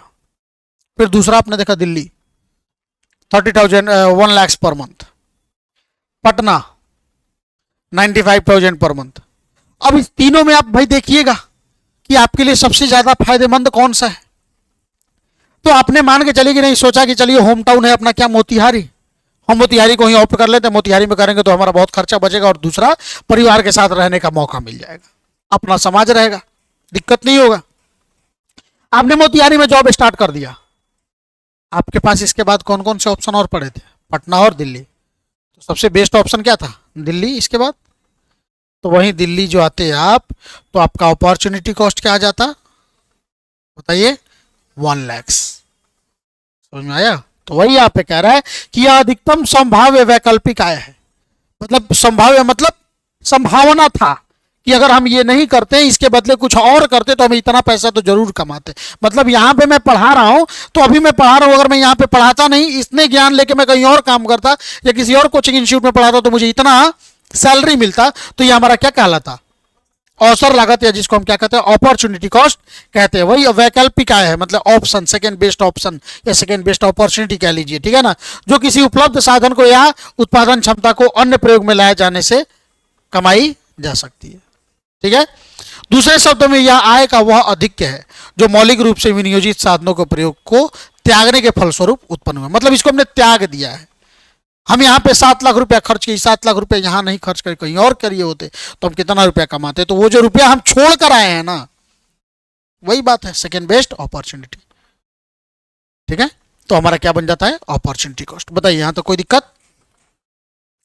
नेक्स्ट आता है हमारे पास इंप्यूटेड कॉस्ट, आरोपित लागत। यह तुलनात्मक बनाता है, तो यहां पे क्या कर रहा है, यह एक परिकल्पित लागत है। परिकल्पित मतलब पहले से हमने कल्पना की हुई है, पहले से हमने कल्पना मतलब बजट बनाया हुआ है पहले से। तो वही कह रहा है कि यह एक परिकल्पित लागत है जिसका प्रयोग लागत को तुलनात्मक बनाने में किया जाता है। जैसे मैंने सोचा था कि इसमें कम से कम 10,000 लगने हैं, अब ये हमारा परिकल्पित हो गया, ठीक है ना। अब इसके बाद क्या होगा, हमने एक्चुअल में जब देखा तो पता चला क्या, हमारा खर्च कितना लग गया, 12,000। हमारा टोटल कितना लग गया, हमारा 12,000। तो हमारा 10,000 और 12,000, 2,000 का फर्क है ना, है कि नहीं। तो इसीलिए किया जाता है ताकि हम तुलना कर सके कि हमारा खर्च ज्यादा आ रहा है हमारे अनुमान के हिसाब से या हमारा खर्च अनुमान के हिसाब से कम आ रहा है। वही कह रहा है, यदि एक कारखाना भवन का मालिक अपनी निर्मित वस्तुओं की लागत में भवन का किराया इस कारण से सम्मिलित करता है कि उसकी वस्तुओं की लागत अन्य किराए पर चल रहे कारखानों की उत्पादनों की लागत से तुलनात्मक हो सके, तो भवन के मालिक द्वारा लागत में जो किराया सम्मिलित किया गया है वह आरोपित लागत है। मतलब क्या हो गया कि जैसे मेरा ये इंस्टीट्यूट मेरा है, ये घर भी मेरा होता, अगर सोच कर देखिएगा ये रूम भी मेरा होता, तो मैं क्या करता, लोग मेरे से पूछता कि कितना खर्चा लग रहा है कोचिंग चलाने में, तो मैंने क्या कर दिया, उसमें रूम रेंट भी ऐड कर दिया, जबकि रूम रेंट मैं किसी को नहीं दे रहा हूँ। इसलिए मैंने ऐड कर दिया कि अगर ये कोचिंग मैं यहां नहीं चला के किसी और के पास चलाता, वहां मुझे पैसे देने होते और इससे मुझे पैसे आते कि नहीं आते, तो कहीं ना कहीं ये खर्च तो हमारा लग रहा है ना। तो वही हमारा जो लग रहा है ये हमारा क्या हो गया, परिकल्पित क्या हो जाता है, ये हमारा आरोपित लागत है। मतलब जो एक्चुअल में खर्च नहीं हो रहा है, मेरा एक्चुअल में खर्च नहीं हो रहा है, लेकिन इतना अगर मैं कहीं और रहता तो लगता। तो क्या हो जाता है, तो एक्चुअल कॉस्ट निकालने के लिए हम आरोपित लागत को या इंप्यूटेड कॉस्ट को हम ऐड करते हैं। वही चीज कह रहा है, वो आरोपित लागत है। यही बात स्वयं की पूंजी पर ब्याज को लागत में सम्मिलित करने में लागू होती है, और यह भी आरोपित लागत है। मतलब जैसे मान के चलिए मैंने 7 लाख रुपए खर्च कर दिए अपने कोचिंग इंस्टीट्यूट को यहाँ पे शुरुआत करने के लिए, तो अगर लोग मेरे से पूछेगा और कितना कॉस्ट लग जा रहा है, तो मैं यही सोचूंगा ना, ये भी सोचूंगा कि भाई जितना लग रहा है, अगर 7 लाख का मैं अगर बाहर मार्केट में अगर 2% के रेट से भी देता तो 14,000 का महीना कम से कम आता ना मेरे पास। तो ये 14,000 का तो सीधे लागत है कि नहीं है? तो ये सब चीजें, तो ये 14,000 जो मार्केट के लायक अपने कॉस्ट को मैंने दिखाया, तो ये 14,000 क्या एक्चुअल में मेरा हो रहा है क्या खर्च? नहीं हो रहा है, लेकिन फिर भी मैंने इसको दिखाया, तो ये क्या हो गया हमारा इंप्यूटेड कॉस्ट हो गया, जिसको हम आरोपित लागत कहते हैं। उसके बाद आता है हमारा कौन सा, जेब से बाहर की लागत, आउट ऑफ पॉकेट कॉस्ट। मतलब इससे हमारा कुछ भी नहीं जाता, इससे हमारा कुछ भी नहीं जाता है। पैसे जाते हैं, कुछ हमारे पास से जाता, तो उसको जेब से के अंदर से लागत कहते हैं। लेकिन एक होता है आउट ऑफ पॉकेट कॉस्ट, जेब से बाहर की लागत है। जैसे डेप्रिसिएशन, जब डेप्रिसिएशन होता है तो क्या हमारे पॉकेट से कुछ जाता है? नहीं जाता, तो उसको हम आउट ऑफ पॉकेट कॉस्ट कहते हैं। तो वही कह रहा है कि यह वह लागत है जिसका बाहर वालों के भुगतान करना आवश्यक है। लागत में ह्रास सम्मिलित किया जाता है, किंतु इसका भुगतान किसी बाह्य पक्ष को नहीं किया जाता है। अतः इसे जेब से बाहर की लागत, सॉरी मैं उल्टा बता दिया, जेब आउट, अच्छा आउट ऑफ पॉकेट कॉस्ट मतलब जिससे बाहर के लोगों को देना पड़े, आउट ऑफ पॉकेट तो मतलब जिससे बाहर के लोगों को देना पड़े। तो जैसे डेप्रिसिएशन खर्च तो है, लेकिन आउट ऑफ पॉकेट एक्सपेंस नहीं है, मतलब इससे हमारे पॉकेट से बाहर कुछ भी नहीं जाता है, तो बाह्य पक्ष को नहीं दिया जाता, तो इसे जेब से बाहर की लागत नहीं मानते। इसके विपरीत हम जैसे सामग्री खरीद रहे हैं, लेबर मतलब मटेरियल परचेज कर रहे हैं, हम लेबर को पेमेंट कर रहे हैं, अगर बाहर के लोगों को भुगतान कर रहे हैं, अतः ये जेब से बाहर की लागतें होती है। ठीक है ना? यह लागत विक्रय मूल्य के निर्धारण में तथा बनाव या खरीदने के निर्माण में काफी उपयोगी होती है। अगला आता है रिप्लेसमेंट कॉस्ट।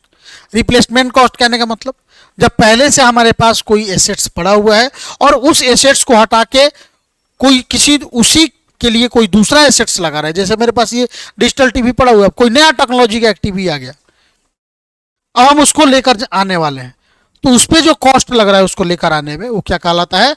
रिप्लेसमेंट कॉस्ट कहलाता है। मतलब प्रतिस्थापन लागत, मतलब पहले से स्थापना थी लेकिन उसको हमने बदल दिया। वही कह रहा है कि यदि किसी संपत्ति को 5 वर्ष पूर्व 20,000 में, एक एग्जाम्पल दे रहे हैं सीधे, क्रय किया गया था, और यदि वर्तमान में उसकी जगह पर उसी किस्म की संपत्ति क्रय करने में 40,000 लगते हैं, तो यह 40,000 क्या हो गया? उक्त संपत्ति का प्रतिस्थापन लागत होगी। ठीक है? दूसरे शब्दों में प्रतिस्थापन लागत वह लागत है जिस पर विद्यमान संपत्ति या सामग्री को उसी रूप में प्रतिस्थापित किया जा सकता है। ठीक है?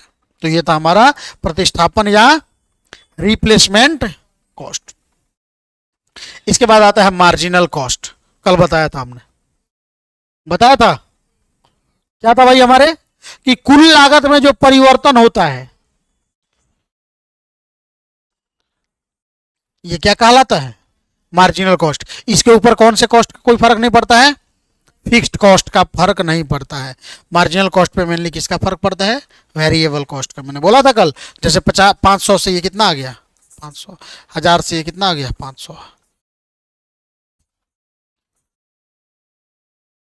आया। तो इन दोनों के बीच का अंतर जो होता है यही क्या कहलाता है?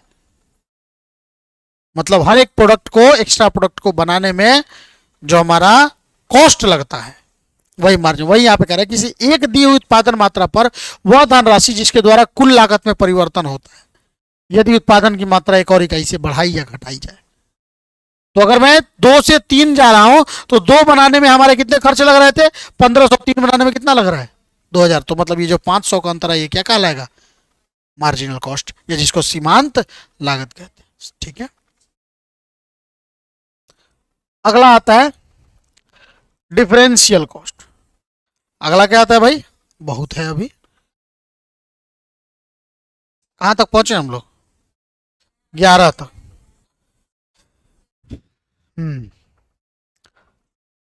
अगला आता है भेदात्मक या डिफरेंशियल कॉस्ट। मतलब 2 विकल्पों की लागतों के अंतर को भेदात्मक कॉस्ट। ठीक है ना, या डिफरेंशियल कॉस्ट कहते हैं। जैसे उत्पादन की पद्धतियों, तरीकों व क्रियाओं के स्तर में परिवर्तन के कारण लागतों के परिवर्तन को भेदात्मक कहा जा सकता है। मतलब किसी भी मेथड को, जैसे मान के चले काम करने के मेथड को मैं चेंज कर रहा हूं, और इस काम करने के मेथड को चेंज करने से हमारी लागत में अंतर है। जैसे पहले वाले मेथड से हमें 10,000 आ रहा है, दूसरे वाले मेथड से हमें 8,000 आ रहा है। कितना अंतर आया? 2,000। तो ये क्या हो गया? डिफरेंशियल कॉस्ट कहलाता है। तो यदि परिवर्तन के फलस्वरूप लागत बढ़ती है, जैसे 10,000 मैंने उसमें मेथड चेंज करा, तो 10,000 से कितना हो गया? 13,000 हो गया। तो ये 3,000 जो कहलाएगा ये इंक्रीमेंटल कॉस्ट कहलाएगा। लेकिन यदि उत्पादन के घटने से लागतों में कमी आती है तो अंतर को हम क्या कहते हैं? ह्रासशील लागत या डिक्रीमेंटल कॉस्ट कहते हैं। समझ में आया? तो यह लागत दो विकल्पों में एक अधिक लाभप्रद विकल्प को चयन करने में सहायक होता है कि हमारे लिए इन दोनों में से कौन ज्यादा महत्वपूर्ण है ना। विकल्प कई प्रकार के हो सकते हैं, जैसे बनाना या खरीदना, स्वीकारना या स्वीकारना। तो हम देखते हैं कि अगर मैं बना रहा हूं तो कितना में लग रहा है खर्च।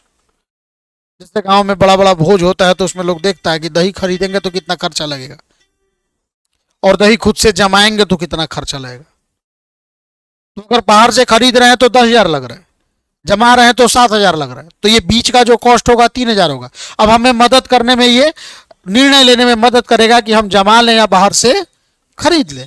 तो वही चीज यहां पे कह रहा है कि उत्पादों या योजनाओं में से किसी एक को चुनना हो। यह लागत सीमांत लागत की तरह ही होती है, किंतु इससे अस्थायी लागत जोड़कर ही निर्णय लिया जाता है। अब सीमांत लागत में मैंने बोला ना, फिक्स्ड कॉस्ट को नहीं जोड़ते हैं, लेकिन हम जब डिफरेंशियल कॉस्ट को जब निकालते हैं तो इसमें फिक्स्ड कॉस्ट को भी जोड़कर अंतर निकालते हैं। मतलब यहाँ पे टोटल कॉस्ट में अंतर निकाला जाता है। ठीक है, अलग अलग तरीकों से। ठीक है ना। तो इंग्लैंड में इसे भेदात्मक परिव्यांकन मतलब डिफरेंशियल कॉस्टिंग कहा जाता है, जबकि अमेरिका में इसे वृद्धिशील परिव्यांकन मतलब इंक्रीमेंटल कॉस्टिंग कहा जाता है। सीमांत लागतें और भेदात्मक लागतें सगोत बंधुओं की तरह है, मतलब एक भाई की तरह है, लेकिन सीमांत लागतों का प्रयोग एक दी हुई लागत संरचना के अंतर्गत ही होता है। मतलब एक ही मेथड को यूज में करने से होता है। लेकिन जब हम भेदात्मक लागत के बाद बात करते हैं, डिफरेंशियल कॉस्ट के बारे में बात करते हैं, तो उस समय महत्वपूर्ण हो जाता है जब लागत संरचना में परिवर्तन होता है। मतलब जब हम कॉस्टिंग निकालने का तरीका अलग अलग हो जाता है, मेथड हमारा अलग अलग हो जाता है, ऑप्शन हमारा अलग अलग हो जाता है, तो उसके अंतर को हम क्या कहते हैं? डिफरेंशियल कॉस्ट कहते हैं। अगला आता है रिलेवेंट कॉस्ट। रिलेवेंट कॉस्ट मतलब इसके बिना काम नहीं चल सकता, ये जरूरी है, रिलेवेंट है ये। तो वही कह रहा है प्रासंगिक लागत, मतलब निर्णय लेने के संबंध में आधारभूत आवश्यकता यह होती है कि लागतें उस निर्णय के लिए प्रासंगिक हो। मतलब हम जो काम कर रहे हैं उस कार्य को करने के लिए जो कॉस्ट अति अनिवार्य कॉस्ट है, मतलब इसके बिना हम इस कार्य को नहीं कर सकते, वो हमारा क्या होता है? Relevant cost. वही कह रहा है कि सभी लागतें प्रासंगिक नहीं है, केवल वे ही लागतें जिनका निर्णय से संबंध होता है तथा निर्णय पर प्रभाव रखती है प्रासंगिक लागतें कहलाती है। मतलब कुछ ऐसे खर्चे होते हैं जो हमें बताते हैं कि हमें ये काम करना चाहिए या नहीं करना चाहिए। मतलब जिन लागतों के कारण हमारे निर्णय में परिवर्तन आ जाए वो लागतें क्या कहलाती है? रिलेवेंट कॉस्ट कहलाती है। आगे बस, ठीक है ना। प्रासंगिक लागतें कहलाती है, निर्णय लेने में अप्रासंगिक लागतों पर ध्यान नहीं दिया जाता है। डूबी लागतें, अप्रासंगिक लागतें मतलब जो डूबी लागतें हैं, जो संक कॉस्ट होता है, उसको हम क्या कहते हैं? वो हमारा रिलेवेंट नहीं होता है।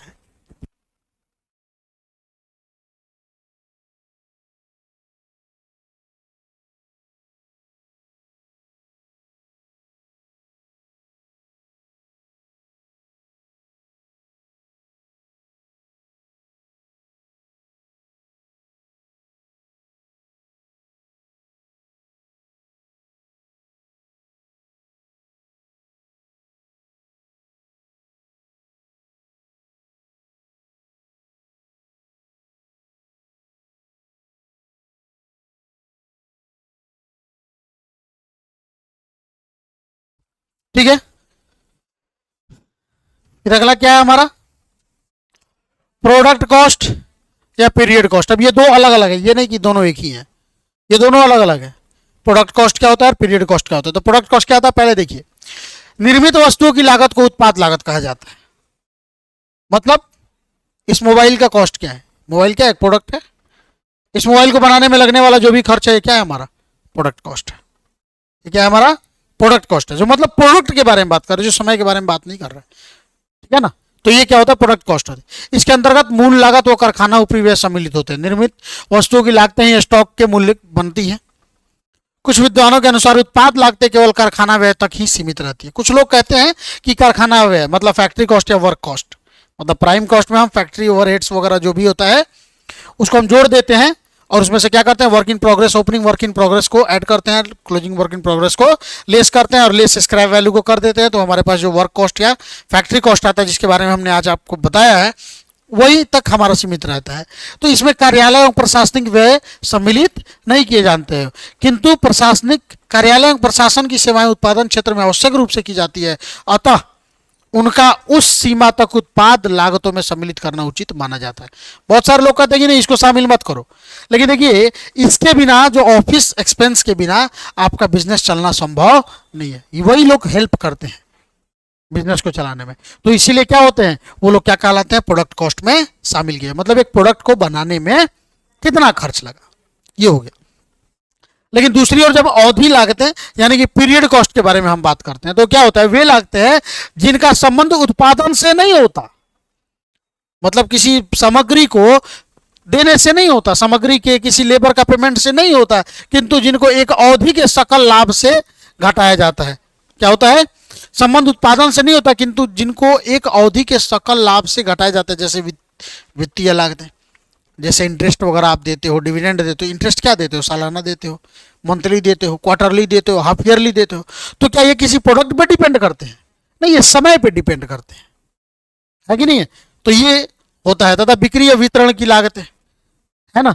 तो वही क्या है, जो विद्वान कार्यालय प्रशासनिक व्यय को यहाँ पे नहीं शामिल करते हैं वो इसको लाके पीरियड कॉस्ट में ऐड कर देते हैं। लेकिन जो लोग पीरियड कॉस्ट में इसको, जो लोग वहां पे ऐड करते हैं तो वो लोग इसको पीरियड कॉस्ट में ऐड नहीं करते हैं। ठीक है, तो क्या करते हैं, हमने क्या कर दिया, दो भाग में बांट दिया कॉस्टिंग को, जिसमें एक को कर दिया क्या हमारा प्रोडक्ट कॉस्ट और दूसरे को कर दिया हमारा पीरियड कॉस्ट। ठीक है, अब अगला आता है अनुसंधान लागत, रिसर्च कॉस्ट। तो किसी चीज को ढूंढने के लिए, किसी नए चीज को बनाने के लिए, उसके बारे में जानकारी लेने के लिए जो कॉस्ट लगता है ना उसको रिसर्च कॉस्ट। क्या आपके टूथपेस्ट में नमक है, इसके लिए सर्वे हुआ तो पता चला कितने लोग, कितने परसेंट लोगों के टूथपेस्ट में नमक है। तो इस सर्वे के दौरान जो भी खर्च लगा ना वो रिसर्च कॉस्ट कहते हैं। मतलब नवीन व उन्नत उत्पादों को खोजने, सामग्री का नवीन संप्रयोग करने अथवा नवीन व उन्नत पद्धतियों को चालू करने की लागत को क्या कहते हैं हम, अनुसंधान लागत के रूप में। मतलब कुछ ना कुछ नयापन जो अभी तक उपलब्ध नहीं है मार्केट में और उसको हम लेके आ रहे हैं मार्केट में, तो क्या कहलाता है वो हमारा अनुसंधान लागत, जिसको हम रिसर्च कॉस्ट के नाम से जानते हैं। आया समझ में। फिर अगला आता है डेवलपमेंट कॉस्ट। अगला क्या आता है हमारा डेवलपमेंट कॉस्ट। अब उन चीजों को, किसी पहले से जो चीजें मौजूद है उनमें उनके क्वालिटी में इंप्रूवमेंट ला रहे हैं, है ना। हाँ, तो वो क्या हो गया हमारा डेवलपमेंट। मतलब इसके दौरान जो नई चीजें दिखाई दी उन पुराने में ऐड करके जब उसको आगे ले जाते हैं, तो वही कह रहा है अनुसंधान के पश्चात, रिसर्च के बाद हमें नई नई चीजों की जानकारी मिलती है कि लोग क्या चाहते हैं। तो लोगों के अनुसार जब हम अपने प्रोडक्ट में डेवलपमेंट लाते हैं, प्रोडक्ट में बदलाव करते हैं और उस बदलाव को करने में जो खर्च लगता है उसको क्या कहते हैं, डेवलपमेंट कॉस्ट के नाम से जानते हैं। वही कह रहा है कि अनुसंधान के पश्चात जब प्रबंध नवीन एवं उन्नत पद्धति अपनाने के लिए निर्णय लेता है तो उस प्रक्रिया की लागत जो निर्णय को कार्यान्वित करने से आरंभ हो तथा उस उत्पाद के औपचारिक उत्पाद करने अथवा उससे पद्धति द्वारा उत्पादन करने पर समाप्त हो। मतलब पूरा का पूरा जो रिसर्च में हमने पाया है उसको पूरा का पूरा प्रोडक्ट पे अप्लाई करने में जो भी खर्चे आते हैं वो सारा का सारा क्या कहलाता है हमारा डेवलपमेंट एक्सपेंस कहलाता है। ठीक है, दूसरे शब्दों में विकास लागत अनुसंधान व वास्तविक उत्पादन के बीच की कड़ी है। जैसे पहले इस प्रोडक्ट को बनाने में लग रहा था 10 रुपए, अब हमने इसमें कुछ नया डेवलपमेंट्स किए, अब इसका खर्च हो गया हमारा 13 रुपए। तो बीच का जो 3 रुपया जो गैप है क्या हो जाएगा हमारा डेवलपमेंट हमने किया उसके कारण है। तो यही हो गया डेवलपमेंट कॉस्ट। इसका आरंभ अनुसंधान द्वारा लिए गए निर्णय को कार्यान्वित करने से होता है तथा वास्तविक उत्पादन करने की शुरुआत करने पर समाप्त होता है। मतलब हम इस बदलाव को हम जब लेकर आए तो लेकर आने में खर्च और प्लस उसको अपने प्रोडक्ट पे लगाने पे जो भी खर्चे होते हैं सारा का सारा क्या हो जाता है हमारा डेवलपमेंट खर्च होता है। ठीक है ना। वास्तविक उत्पादन करने से पूर्व भवन, प्लान, मशीनरी, सज्जा, साज सज्जा आदि की आवश्यकता होती है, वह विकास लागत के अंतर्गत आती है। मतलब कुछ नया कर रहे हैं, उसके लिए नए मशीन की जरूरत है, नया प्लांट की जरूरत है, तो ये सारा का सारा किसमें आ जाता है? डेवलपमेंट। और लास्ट में आता है कन्वर्जन कॉस्ट। कन्वर्जन मतलब रूपांतरण, इसके आकार, विकार, प्रकार, क्वालिटी में जो चेंज लाते हैं और उसको बदलने में जो खर्च आता है वो क्या कहलाता है? Conversion cost. जैसे प्रत्यक्ष सामग्री की लागत के अतिरिक्त, प्रत्यक्ष सामग्री को नहीं लेते हैं, प्रत्यक्ष सामग्री मतलब डायरेक्ट मटेरियल को छोड़ दीजिए, मतलब जो डायरेक्ट मटेरियल कंज्यूम्ड था ना, opening raw material plus purchase plus carriage on purchase, है ना, माइनस क्लोजिंग रॉ मटेरियल, तो इससे जो हमारा आता था मटेरियल कंज्यूम्ड, तो वही कह रहा है कि उनको छोड़ के प्रत्यक्ष सामग्री के लागत के अतिरिक्त अन्य उत्पादन लागत को रूपांतरण लागत कहते हैं। मतलब मटेरियल को छोड़ दीजिए और उसके अलावा उत्पादन के जो भी लागत लगते हैं उन सबको हम क्या लगते हैं? मतलब एक मटेरियल, कहने का मतलब क्या है कि रॉ मटेरियल को फिनिश्ड गुड्स में बदलने के लिए मटेरियल के अलावा जो भी खर्चे उस पर लगाए जाते हैं, मतलब एक आटा को रोटी में बदलने के लिए, एक मैदा को ब्रेड में बदलने के लिए मैदा के कॉस्ट को छोड़ दीजिए, तो बाकी जो भी कॉस्ट लगता है उस पर, चाहे मशीन का हो, इलेक्ट्रिसिटी का हो, लेबर का हो, ये सारे के सारे खर्चे क्या कहलाते हैं? कन्वर्जन कॉस्ट, या जिसको हम रूपांतरण कॉस्ट कहते हैं। ठीक है ना, जिसमें हम क्या कर सकते हैं? अतः यह उन सभी लागतों को लेता है, जैसे प्रत्यक्ष श्रम, डायरेक्ट लेबर, डायरेक्ट एक्सपेंस, ऊपरी व्यय मतलब ओवरहेड्स जितने भी होंगे का योग है, जो कच्ची सामग्री को निर्मित अवस्था तक ले जाते हैं। मतलब रॉ मटेरियल्स को फिनिश गुड्स, कच्ची सामग्री का मतलब क्या हो गया? रॉ मटेरियल्स, और ये क्या हो गया हमारा? निर्मित अवस्था, मतलब ये किसके बारे में बात कर रहा है? फिनिश्ड गुड्स के बारे में बात कर रहा है। लाने में अथवा उत्पाद के एक स्तर से दूसरे स्तर तक सामग्री का रूपांतरण करने में व्यय की जाती है। अब उदाहरण के लिए दिया है कि जैसे यदि चांदी के गिलास को पिघलाकर ज्वेलरी बनाया जाए, तो ज्वेलरी बनाने में चांदी की कीमत को छोड़कर जो लागत पड़ेगी वो सारा का सारा कौन सा कॉस्ट होगा? Conversion cost. लेकिन इसमें क्या होता है कि कभी कभी जैसे 10 किलो चांदी को हम पिघलाकर हम ज्वेलरी बनाने जा रहे हैं, और ज्वेलरी जब बना तो 9 किलो 750 ग्राम बना, तो 250 ग्राम अगर जल गया तो ये भी हमको किस में शामिल कर दिया जाता है? कन्वर्जन कॉस्ट, क्योंकि ये मटेरियल अब मटेरियल नहीं रह गया। ठीक है, तो ध्यान रहेगा। तो ये था आपका चैप्टर नंबर 2। अब चैप्टर नंबर 3 आपका शुरू होगा। चैप्टर नंबर 3 आपका शुरू होगा, और ये चैप्टर एक्चुअल में शुरुआत करता है आपके कॉस्टिंग का, जिसमें आपको बताया ना कॉस्टिंग में क्या क्या चीजें जरूरी है। बताइए क्या क्या? मटेरियल, लेबर, ओवरहेड, 3 चीजें है ना, मटेरियल, लेबर, ओवरहेड। तो सबसे पहले अब 3, 4 और 5 चैप्टर यही तीनों होगा। पहले इसके बारे में हम जानेंगे, मटेरियल कॉस्टिंग में बात करेंगे, और तब हम चलेंगे आगे अगले कॉस्ट, जिसमें लेबर आप कह सकते हैं, जिसको आप क्या कर सकते हैं? लेबर के अलावा क्या सकते हैं? ओवरहेड होगा, मतलब अलग खर्चे इसके अलावा, तो उन सब चीज़ों के बारे में पढ़ेंगे। उसके बाद हमारे कॉस्टिंग के अलग अलग जो मैंने आपको बताया था, जैसे जॉब कॉस्टिंग हो गया, है कि नहीं, तो इन सब चीज़ों के बारे में हम आगे चल के पढ़ेंगे, और फिर आपका ये पूरा का पूरा कॉस्टिंग कंप्लीट होगा। तो बहुत जल्दी 2 चैप्टर अपना कंप्लीट हो गया। विल ट्राई की 3rd चैप्टर भी कंप्लीट करें। इनकम टैक्स का भी हमारा 6ठा चैप्टर लास्ट, मतलब समझिए कि आप लोगों की गलती के कारण वो नहीं हो पा रहा है, अदरवाइज सब लोग अगर कंटिन्यू किया होता या ऑनलाइन में भी उस टाइप का रिस्पॉन्स आया होता तो हम उसको कंप्लीट कर देते 6 नंबर चैप्टर। और 6 नंबर चैप्टर जिस दिन खत्म हो गया, उससे अगले 1 से 2 दिन में हमारा 7 नंबर चैप्टर भी खत्म हो जाएगा। तो समझिए कि आपके पूरे चैप्टर कितने हैं? 12 है इनकम टैक्स में। आई थिंक 12 या 13 है, देखिए तो बस वही पेज, देखिए 13 है ना, तो समझिए 50% चैप्टर आपका खत्म हो जाएगा। तो इससे ये चीज हमारा डर खत्म हो जाएगा कि अब हमारा सिलेबस ऑन टाइम एकदम जा रहा है। गलत तो नहीं कह रहा हूं? चलिए मिले नेक्स्ट क्लास में, चलिए।